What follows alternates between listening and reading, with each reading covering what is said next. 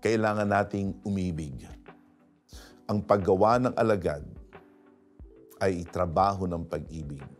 Ang paggawa ng alagad ay gawain na nagmumula sa isang mananampalatayang umiibig. Umiibig sa Diyos unang-una, pangalawa, umiibig sa kanyang kapatid. Pagka ikaw ay umibig sa Diyos at umibig sa mga kapatid, lahat gagawin mo.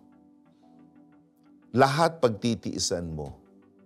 Lahat pagdudusahan mo. Lahat ng kailangang gawin, sabihin, lahat ng dapat mong ikilos, gagawin mo para lamang ang isang mananampalataya ay maging tunay na alagad ni Jesus.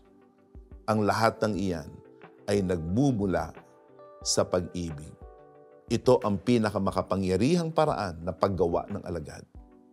At ito ang tanging paraan sa paggawa ng alagad. Love. You must love.